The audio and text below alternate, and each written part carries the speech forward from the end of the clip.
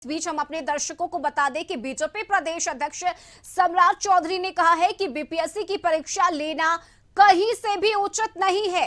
TET और state पास करने के बाद भी नौकरी देने के बजाय फिर भी परीक्षा लेना दुर्भाग्यपूर्ण है। साथ ही राजभवन और सरकार के बीच वीसी नियुक्ति को लेकर टकराव की अनुचित बताया।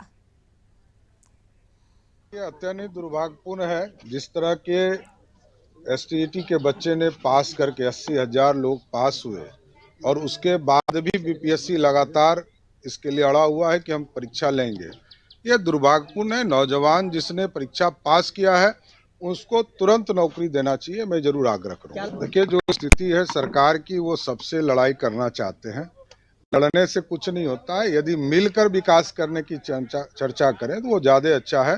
बिहार में राज्यपाल महोदय और सरकार में कभी टकराव नहीं रहा है और होना भी नहीं चाहिए।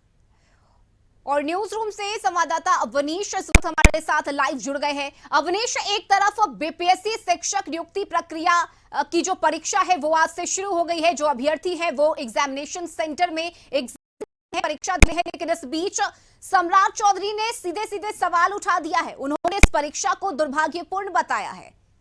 हाँ बिल्कुल, देखिए बीजेपी पहले से ही जो शिक्षक जो भर्ती प्रक्रिया है उसके विरोध में थी और लगातार ये बीजेपी मांग भी कर रही थी कि बिना परीक्षा के तमाम जो अभ्यर्थी हैं उनकी सीधी नियुक्ति की जाए, क्योंकि उन्होंने टीईटी और एसटीईटी क्वालिफाई किया है और काफ़ी वर्षों से वो जो है शिक्षक बनने से वंचित थे। तो वैसी स्थिति में उनकी सीधी बहाली की जाए, लेकिन बीपीएससी के माध्यम से शिक्षक बहाली की प्रक्रिया शुरू हुई और उसके बाद लगातार विरोध भी शुरू हुआ। आपको याद होगा कि बीजेपी ने मार्च भी किया था, बीजेपी लगातार विरोध प्रदर्शन कर रही थी, सड़क से सदन तक की लड़ाई भी बीजेपी ने लड़ी। और आज सम्राट चौधरी जो बीजेपी के प्रदेश के अध्यक्ष हैं, उन्होंने साफ तौर पे कहा कि बीपीएससी से शिक्षक बहाली की प्रक्रिया की शुरुआत होना दुर्भाग्यपूर्ण है। वैसी स्थिति में जो टीईटी और एसटीईटी पास अभ्यर्थी हैं उनकी सीधी नियुक्ति होनी चाहिए थी, सीधी बहाली होनी चाहिए थी। लेकिन सरकार ने एक बार फिर परीक्षा लेकर वैसे तमाम अभ्यर्थी हैं जो जिनकी चाहत थी कि वो उनकी सीधी नियुक्ति हो जाए, उनके नियुक्ति पर ग्रहण करने के लग गया है और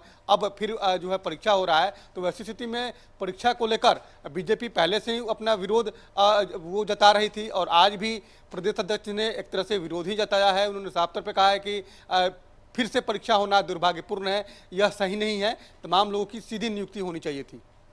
चलिए अवनीश, बहुत शुक्रिया आपका तमाम जानकारी के लिए। और परीक्षा केंद्र से संवाददाता आशुतोष हमारे साथ लाइव जुड़े हुए हैं। आशुतोष, देखिए, एक तरफ जहां अभ्यर्थी परीक्षा दे रहे हैं तो वहीं दूसरी तरफ सम्राट चौधरी ने इस परीक्षा पर सवाल उठाया है। लेकिन अभ्यर्थियों की जो भीड़ रही, जिस तरीके से अभ्यर्थी एग्जामिनेशन सेंटर पर पहुंचे, आपने उनसे बातचीत भी की, तो क्या माना जाए इसे? क्योंकि कहीं ना कहीं सरकार का जो फैसला है उसे अभ्यर्थियों ने अपनाया है और यही कारण है कि इतनी भारी तादाद में अभ्यर्थी एग्जाम देने पहुंचे हैं।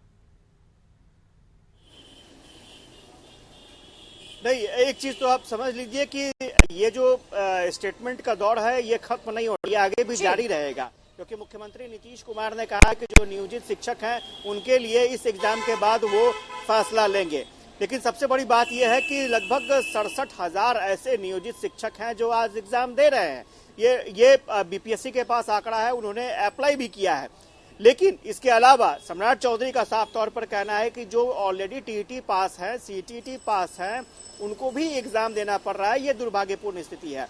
तो सबसे बड़ी बात है कि अभ्यर्थियों के पास कोई विकल्प नहीं है। कई अभ्यर्थियों ने हमें बताया कि उन लोगों के पास कोई विकल्प नहीं है, उन्हें एग्जाम हर हाल में देना है। अगर एग्जाम देना है तो बेहतर तरीके से दिया जाए, यही अच्छा रहेगा। तो स्वाभाविक तौर पर अभी जो इस पर सियासत शुरू हुई है, एग्जाम होने के बावजूद भी, यानी एग्जाम चल रहा है और सियासत भी चल रही है, पहले भी चल रही थी और एग्जाम खत्म हो जाएगा उसके बाद भी सियासत चलेगी, क्योंकि नियोजित शिक्षकों को लेकर के मुख्यमंत्री नीतीश कुमार क्या फैसला लेते हैं वो अभी भी सबके समझ में नहीं आ रहा है। तो स्वाभाविक तौर पर उस वक्त भी राज्य सरकार अगर कुछ फैसला लेती है तो उस वक्त भी सियासत होगी। लेकिन फिलहाल सबसे अच्छी बात यह है कि एग्जाम बेहतर तरीके से हो रही है, ये अच्छी बात है। अभी तक जो सूचना मिल रही है एग्जाम बेहतर तरीके से हो रही है और हम उम्मीद भी करेंगे कि एग्जामिनेशन बेहतर तरीके से संपन्न भी हो, जो पहले की जो स्थितियां रही हैं, कई बार क्वेश्चन पेपर लीक और ये वो बहुत सारी खबरें आती थी, तो अभ्यर्थी भी उससे निराश होते थे। लेकिन अगर एग्जामिनेशन बेहतर तरीके से हो रहा है तो स्वाभाविक तौर पर जो स्कूल के बच्चे हैं उनको अच्छे शिक्षक भी मिलेंगे। तो ये एक अच्छी बात है, अच्छी खबर है, और इसमें कोई दो राय नहीं है कि आने वाले समय में जब 1,70,000 से ज़्यादा सीटों पर शिक्षकों की बहाली होनी है और बीपीएससी ने कहा है कि उनके पास 8 लाख से ज़्यादा कैंडिडेट हैं, तो स्वाभाविक तौर पर ये तो बहाली होगी। इसके अलावा बीपीएससी ये भी कह रही है कि इसके अलावा हो सकता है साल के अंत तक एक और एग्जामिनेशन हो जाए, क्योंकि हो सकता है कि पद का जो दूसरी वैकेंसी भी आ सकती है। तो ये कयास लगाए जा रहे हैं।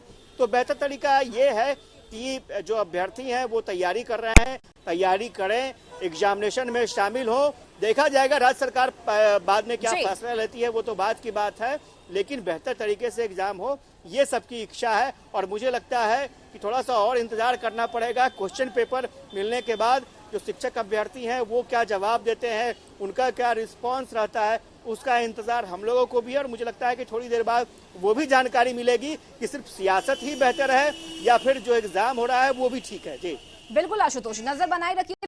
शुक्रिया आपको तमाम जानकारी के लिए।